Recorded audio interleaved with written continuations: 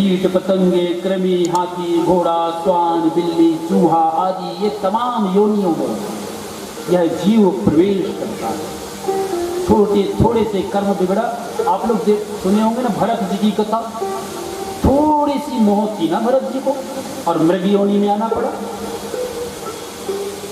तो इसी तरह से आप सेवा शक्ति करो, सब हमारे हैं और कोई हमारे नहीं है।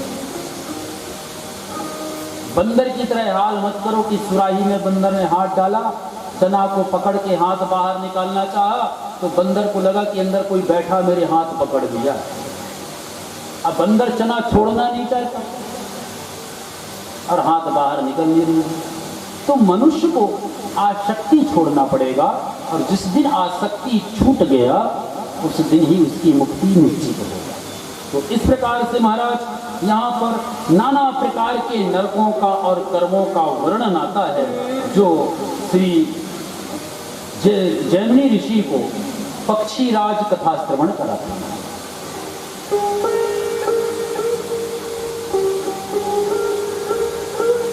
जो मनुष्य जन्म से लेकर के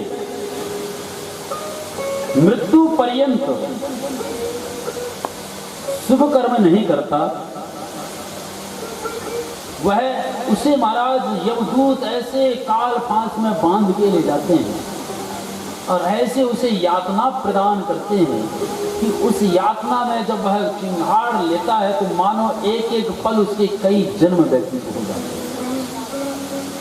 और एक बात कि प्रभु जो भी एक धान के पेड़ से एक पेड़ हुआ, एक धान और एक पेड़ से 500-600 अन्न होते हैं ना, इसी तरह से आपके द्वारा एक शुभ कर्म हो या अशुभ कर्म, वो अनेक बीज में परिवर्तन होता है। और बरगद के पेड़ तो जानते ही हैं, उसकी बीजा कितना छोटा होता है, सरसों के दाने से भी छोटे होते हैं उसके बीज, और उस बीज में देखो कितना बड़ा वृक्ष छुपा हुआ है। मैं इसलिए बता रहा हूं कि कर्म और उस बीज में कोई अंतर, जैसे उस छोटे से बीज में इतना बड़ा वृक्ष छुपा है बरगद का, इसी तरह से आपके द्वारा अच्छे बुरे कर्म में इतना बड़ा वृक्ष छुपा होता है। यदि अच्छे कर्म है तो उसका आपको पुण्य मिलेगा और बुरे कर्म है तो उसके आपको दुख मिलेगा।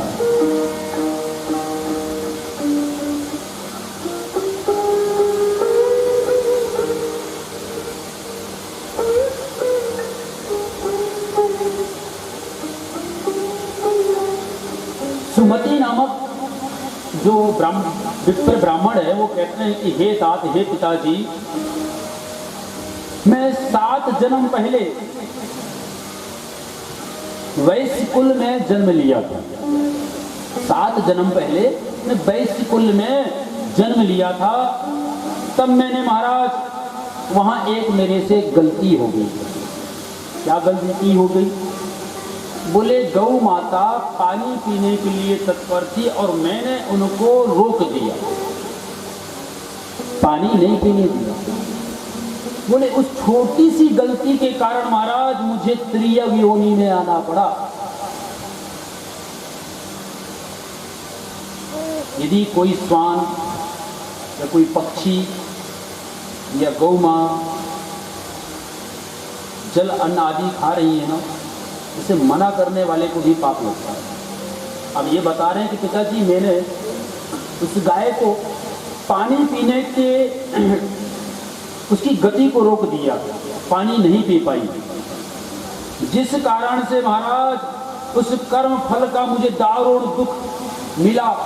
मैं नरक में जाकर के गिर गया और लोहे के मुख वाले पक्षियों भरा हुआ वह नरकालय, जिस नरकालय में मुझे फेंक दिया गया और मेरे मांसों को वह निचोड़ने लगे, नोचने लगे।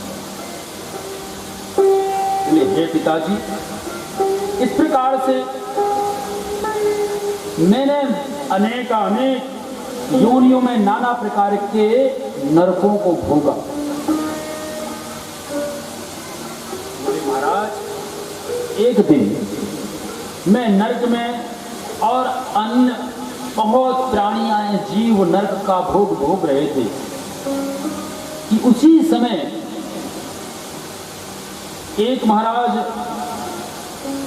बड़े पुण्य आत्मा राजा वहां आते हैं, जिनके आते ही उनकी शरीर से जो हवा निकल रही थी, उनकी हवा से हमें इतना सुख मिला, उस नरक में बड़ा शांति मिली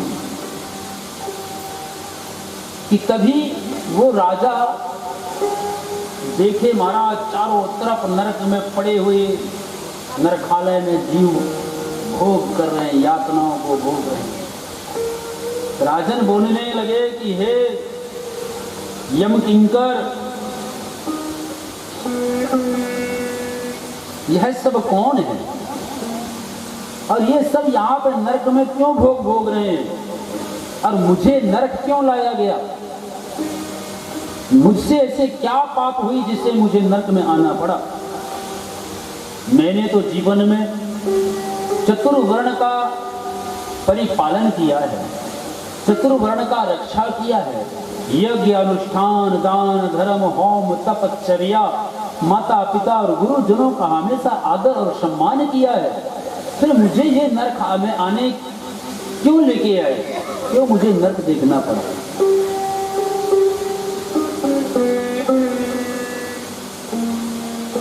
यम के दूत कहते हैं कि हे महाराज,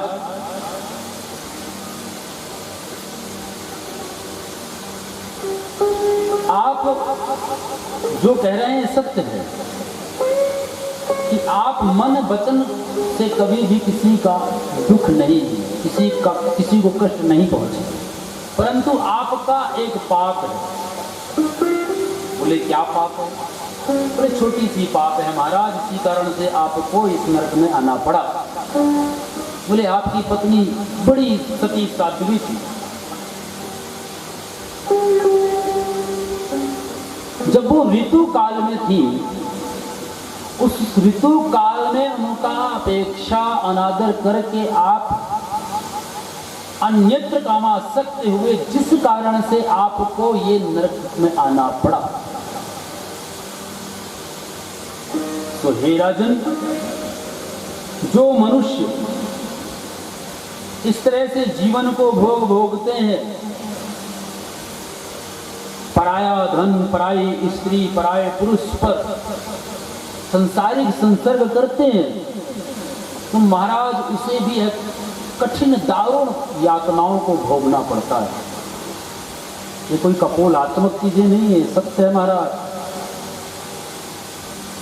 सो पुण्य पापात् भयो मुक्तो सुख दुखोपलक्षण।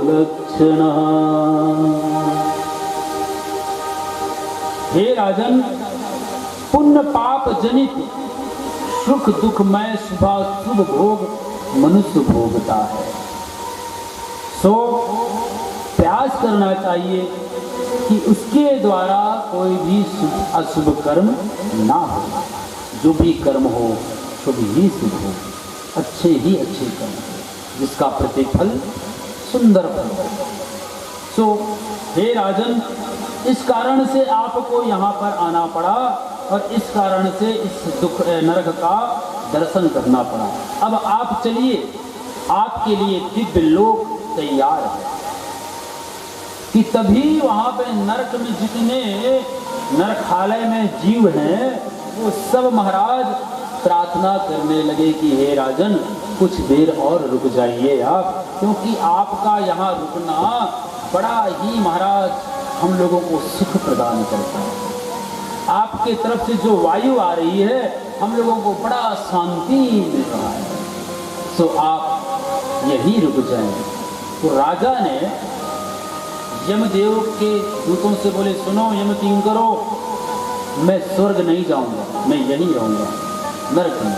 बोले महाराज ऐसा कैसे हो सकता है, आप इतने पुण्य किए हैं और आप नरक में कैसे रह सकते हैं? कि तभी इंद्र आए, बोले नहीं, आपको तो महाराज स्वर्गलोक जाना है।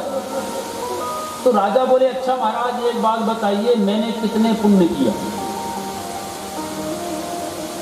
बोले महाराज आपने